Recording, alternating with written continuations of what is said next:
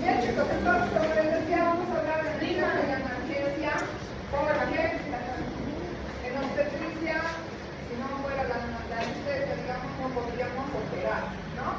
Y en algunas ocasiones usamos la analgesia para reducir o disminuir los dolores en una mujer en trabajo de parto.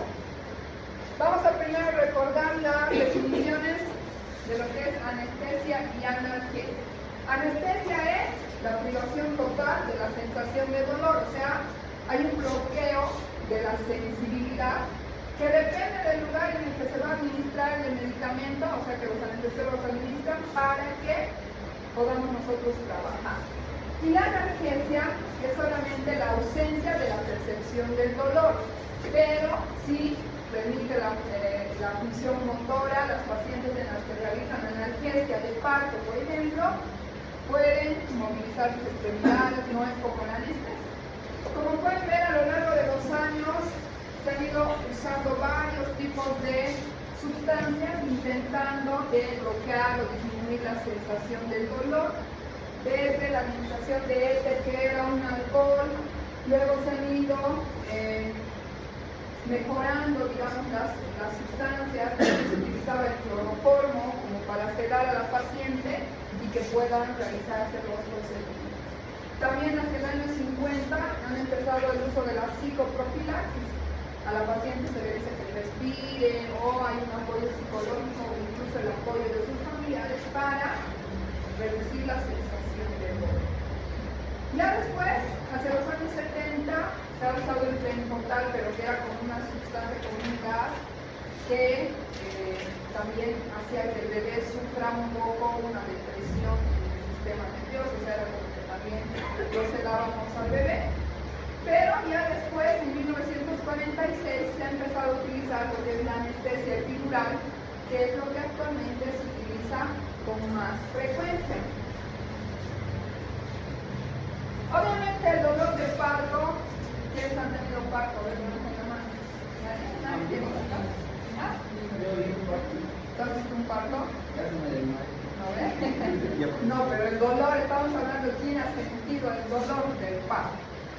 De hecho, han debido escuchar que el parto es un dolor muy intenso, que es uno de los dolores más fuertes que puede percibir una paciente o una persona, y existen diferentes umbrales o tolerancias al dolor, ¿no? Hay algunas pacientes que sienten un dolor muy intenso, severo, que arañan, muerden, rascan, no sé, gritan, y otras que incluso un 15% o 20% puede tener un dolor mínimo, es decir, que tolera bien el dolor del parto, ahí nacen sus bebés, pero como pueden ver, chicos, la mayoría tiene mucho dolor durante el trabajo de parto. Y no solamente es el dolor que pueda sentir alguien, ¿sabes? Cuando se rompen o se cortan algo, esa sensación dolorosa, sino que vamos a ver que existe una influencia o una repercusión a nivel del feto, que seguramente están en las diapositivas. Como yo no estudio sus diapositivas, pero seguramente está mencionando qué causa el dolor en la mamá. ¿Qué pasa si una mujer empieza a hiperventilar? Reduce la absorción de oxígeno, ¿no? Y eso, que es transportado a través de la placenta al bebé por el cordón, también disminuye, haciendo que el bebé reciba menor cantidad de oxígeno. Si el bebé tiene menor cantidad de oxígeno, ¿qué le va a pasar a su cerebro? Que es lo que más nos preocupa a los obstetras o a los neonatólogos, la hipoxia cerebral fetal, ¿no? Entonces el bebé va a nacer y va a tener después trastornos o complicaciones a nivel neurológico. Entonces, el alivio del dolor es importante, no solamente porque necesitamos que la paciente deje de gritar o calmar el dolor, sino que también, como les decía, el dolor extremo genera un aumento del gasto cardíaco. La mujer empieza a tener taquicardia, aumenta el consumo de oxígeno, aumenta el metabolismo de los carbohidratos, produciendo una acidosis láctica, especialmente Si la mamá hiperventila o no, respira bien, por eso es que a la mamá le decimos, ¿no? Cuando estamos atendiendo un parto, que respire por la boca y saque, o por la nariz y saque por la boca, que tenga unos movimientos o una respiración adecuada, porque la hiperventilación genera alcalosis, aumenta la afinidad del oxígeno en la mamá, disminuyendo el oxígeno por el flujo umbilical. Este también estrés en el que está sometida la mamá en la que está en un trabajo de parto, hace que haya aumento de hormonas del estrés como las catecolaminas y el cortisol, produciendo una insuficiencia placentaria. Es decir, que al bebé le va a llegar menos cantidad de oxígeno y por lo tanto un daño fetal cerebral, una cirrosis fetal y una hipoxia fetal, ¿no? También dice que hay más riesgo de BOC. Fisiología y vías del dolor. ¿Qué es lo que pasa? ¿Qué es lo que genera la contracción uterina? El músculo, ¿se les ha contraído alguna vez un músculo a ustedes? Sí. En la pierna, no sé, en el brazo, es un dolor horrible, ¿no? Esa misma contracción es la que genera o se siente dentro del útero, y ese dolor es irradiado a través de los dermatomas nerviosos. Si se fijan, el dolor inicia en la zona de los dermatomas T10, T11, T12, es decir, la paciente al principio va a tener dolor de espalda. Va a decir, me duele la espalda, luego ese dolor se va a ir irradiando hacia los sacos 1 al 5, es decir, hacia la región coxígea. Eso en el segundo periodo del trabajo de parto, que es cuando la mamá tiene que pujar o es el exclusivo, es decir, ya está con dilatación completa. Y al principio, donde el dolor era solamente en la espalda, ya se irradia hacia los genitales y las piernas. Entonces, ¡ay, qué complicado!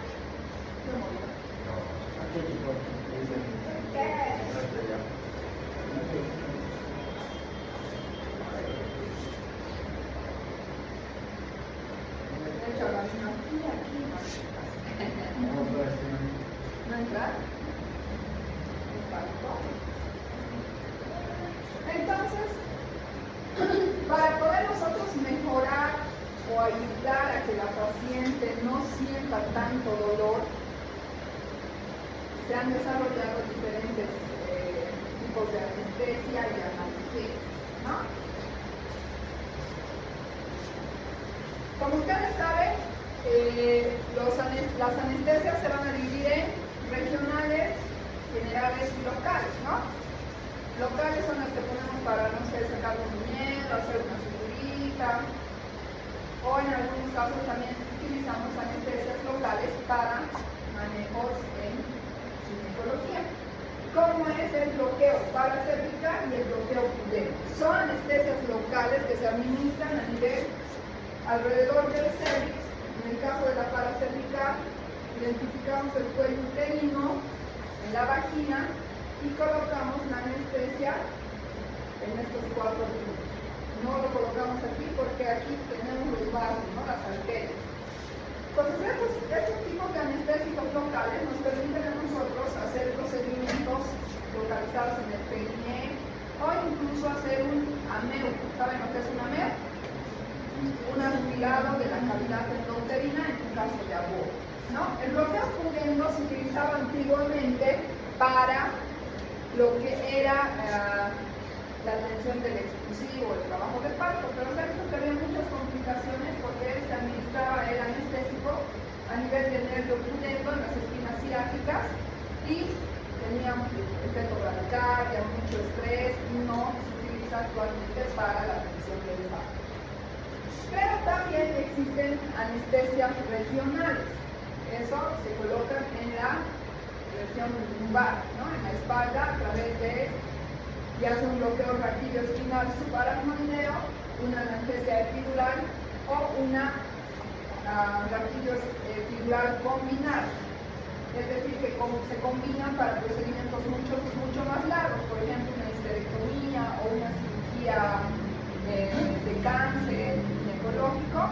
En ese caso, donde la cirugía va a durar mucho más tiempo, se coloca la técnica combinada. No está mencionada aquí, pero la anestesia general se utiliza muy poco, especialmente en obstetricia.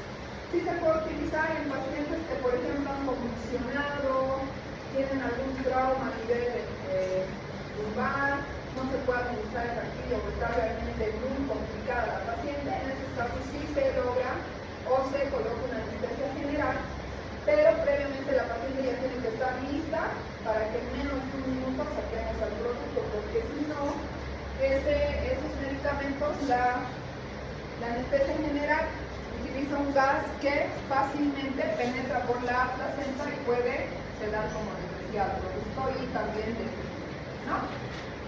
Bien, entonces ahí están los bloqueos periféricos, es decir, los bloqueos anestésicos locales que se van a administrar, como les decía.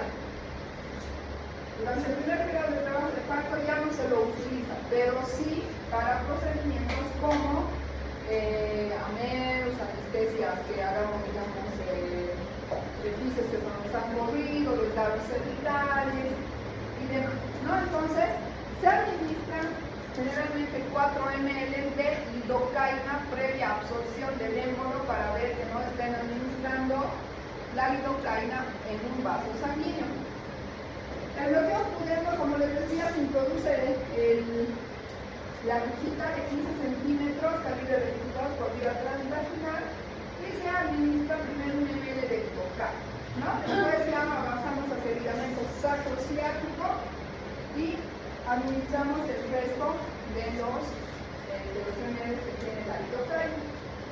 En caso de que se administre en la vena o en una arteria cercana en esta zona, hay el riesgo de toxicidad sistémica grave, o que tal vez, porque introducimos por no tocar el ligamento, podamos hacer un hematoma en la zona baja. Ya hablando de las anestesias regionales o neuroaxiales, como ustedes saben, ya han llevado anestesia, ¿no?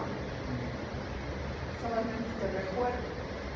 Entonces hay un espacio subaracnoideo, las meninges, y se atraviesa la dura madre para llegar al espacio subaracnoideo. Normalmente para una cesárea, por ejemplo, solo se administra una dosis única de 50-75 miligramos de lidocaína. Es decir, que infiltran, solamente inyectan un bolo de lidocaína, ¿no? Para un parto vaginal se utiliza menor cantidad de dosis, que solamente vaya a bloquear hasta el dermatoma T10.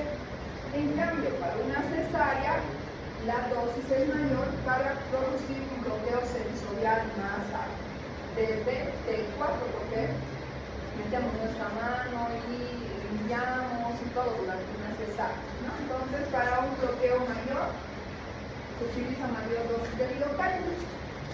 La anestesia epidural se utiliza una aguja mucho más gruesa, a diferencia de la subaracnoidea. A dosis bajas va a inhibir la conducción sensitiva, es decir, que la paciente solamente va a aliviar su dolor y va a permitir los movimientos.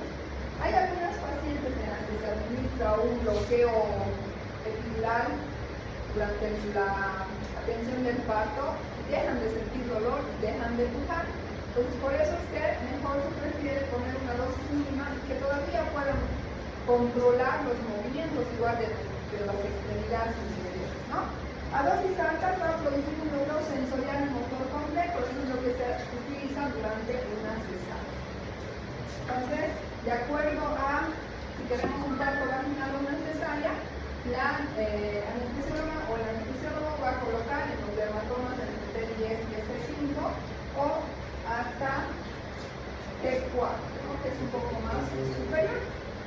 La técnica combinada no es más, chicos, que colocar, generalmente, me olvidaba decirles en la epidural, generalmente en una epidural se coloca además un catéter que se conoce como catéter epidural. Aparte de colocarle, ¿para qué se coloca la agujita gruesa? Para que a través de esa aguja puedan introducir un catéter epidural que han visto que lo conectan, ¿alguna vez han visto? Que lo conectan aquí a la espalda de la paciente o hacia un microgoteo. Eso les ayuda a los anestesiólogos a poder aumentar la dosis o en caso de que la cirugía se prolongue, darle más dosis del medicamento, ¿no? Para no estar, no le harían sentado otra vez epidural. Entonces, eso es lo que se utiliza. Y la epidural, o la epidural combinada, como su nombre dice, solamente combina ambas técnicas. Le pone una dosis única de lidocaína y además coloca un catéter epidural. La inserción de la aguja, entonces, pequeña, para las raquillas es aguja pequeña, las que utilizan normalmente para de las heridas de hierro, y introducen una pequeña aguja de hierro. A veces, incluso la anestesia se ha visto, chicos, que tiene un efecto de regularizar el trabajo de parto. En aquellas pacientes que tienen una hipodinamia, el bloqueo no va a detener la contracción, sino que más bien el alivio del dolor va a generar que haya mejores contracciones uterinas, más vigorosas, más coordinadas, y además que relaja el piso pélvico. Pero como les digo, muchas veces la paciente se olvida del dolor y ya no quiere empujar, ¿no? Y ustedes ahí ya es hora que tengo que ir a dormir. Le tienen que ustedes sentir a la paciente cuando viene el dolor y pedir que ayude con el empujo. O sea, tienen que hacer fuerza abdominal de todos modos para poder expulsar el producto. Entonces, vean ahí, no sé qué es. Ya que dice durante el trabajo del parto, vean que antes se utilizaba la paracervical o el utendo, pero actualmente no se utiliza, más se utiliza la raquídeo espinal. Pero vean que todas tienen un efecto secundario, no todas las anestesias son buenas, ¿no? Como les decía, la paracervical y la utendo producían bradicardia fetal, que era la complicación más frecuente o de peor pronóstico, y ya actualmente no se utilizan para la analgesia durante el trabajo del parto. En cambio, las raquídeas, por la inyección o por los pinchazos, a veces pinchan 5 o 10 veces, ¿han visto? No le atinan, especialmente cuando la paciente es gordita o tiene una desviación de la columna. Eso puede generar dolor de cabeza, hipotensión o bloqueos motores mucho más prolongados en el caso en el que se les vaya la dosis a los anestesiólogos, ¿no? Entonces, están indicadas las anestesias, se deberían poner a todas las pacientes, ¿no? Para aliviar su dolor, porque a nadie le gustaría tener dolor. Pero lamentablemente no a todas las pacientes se les puede dar analgesias de parto. Por ejemplo, en provincias, en primeros, segundos niveles no tienen anestesiólogo, o en terceros niveles, si hay mucho flujo de pacientes, tampoco vamos a tener disponible los anestesiólogos para dar la anestesia del parto. Pero sí se debería utilizar cuando haya dolor materno, si hay displasia dinámica se puede utilizar para regularizar. En los partos de embarazos gemelares también se puede usar.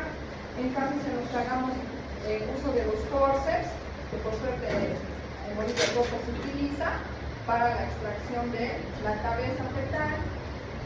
O cuando la paciente tiene una cesárea anterior, entonces el dolor es mucho mayor que cuando una paciente no ha tenido cesárea. También existen enfermedades sistémicas maternas graves en las que sí se debe colocar una analgesia de parto por profilaxis para evitar no sé, convulsiones o que haya una afectación del corazón. Eso en casos de patología cardíaca, enfermedades hipertensivas, enfermedades neurológicas, situaciones que obligan a no realizar esfuerzos físicos, pero sí tienen condiciones para tener un parto normal. Y cuando está contraindicado, una anestesia general. Vean que existen contraindicaciones para poner una anestesia. No a todas las pacientes les vamos a poder ofrecer la anestesia. En el caso, por ejemplo, de hipotensión materna que no se controla, porque el hecho de poner anestesia automáticamente genera una hipotensión. Entonces, en los casos en los que no se puede manejar la hipotensión, es mejor no colocar la anestesia, y en esos pacientes sí les vamos a tener que administrar anestésicos generales, ¿no? Cuando hay coagulopatías maternas, Siempre el anestesiólogo solicita laboratorios prequirúrgicos. Ahí puede ver si el tiempo de coagulación está prolongado, si las plaquetas están bajas. Entonces prefiere no colocar, porque al colocar la aguja va a generar una hemorragia a nivel del sitio de perfusión. Entonces en esos casos también mejor anestesia general. Cuando está con tratamiento con anticoagulantes como la heparina, el uso de aspirina, por ejemplo, cuando una paciente va a ir a una cesárea programada, se suspende una semana antes de la cirugía programada, para que no hayan problemas durante la administración. Si hay una infección sistémica o una infección local, especialmente a nivel de la piel, donde se va a administrar la agujita, o se va a administrar la medula o se va a cortar la medula, no nos van a poder dar una anestesia, ¿no?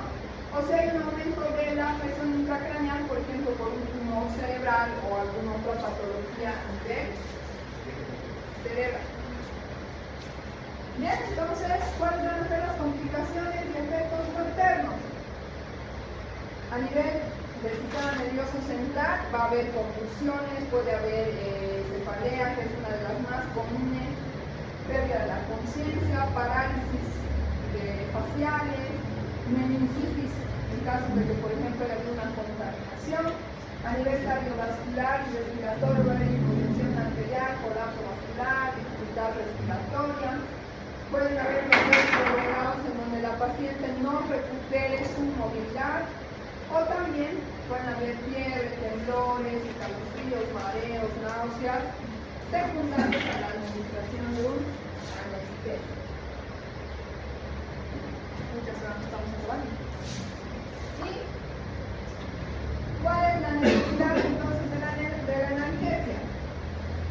Interrumpir o disminuir el estrés materno, por lo tanto evitar que hayan esos cambios fisiológicos que habíamos dicho, en donde la paciente va a dejar de hiperventilar, va a mejorar el flujo de oxígeno hacia el feto, evitar la hipoxia y la acidosis fetal.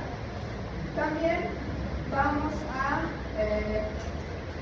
tener que elegir, o el anestesiólogo elegir el sitio adecuado, porque depende mucho de dónde va a administrar, el sitio anatómico donde va a administrar la anestesia, para que no haya efectos o complicaciones, como por ejemplo una parada cardiorrespiratoria o algún efecto secundario a la administración, ¿no? Entonces, lo ideal es administrar analgesia durante el trabajo de parto, y ya cuando es cesárea no hay otra, ¿no? Se tiene que poner la anestesia. ¿Alguna duda, alguna pregunta, chicos? ¿Nada? ¿Todo claro? De anestesia y analgesia. Es un tema bien cortito y básico, ¿no? Pero es solamente para que sepan.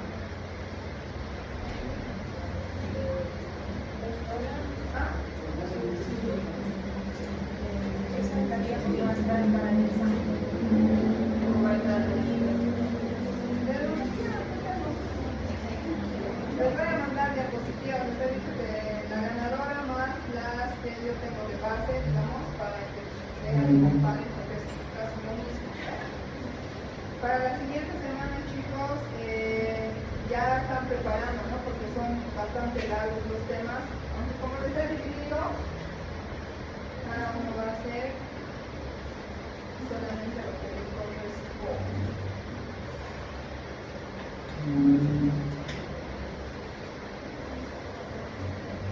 El dolor, la contracción, me olvidaba decirle, chicos, que genera, se convierte en un dolor visceral, en un dolor somático que la paciente logra sentir, porque hay dilatación, ¿no? Hay tracción de los órganos pélvicos, distensión del cuerpo uterino, tracción del peritoneo, que es bien sensible a las contracciones o al dolor que puede existir.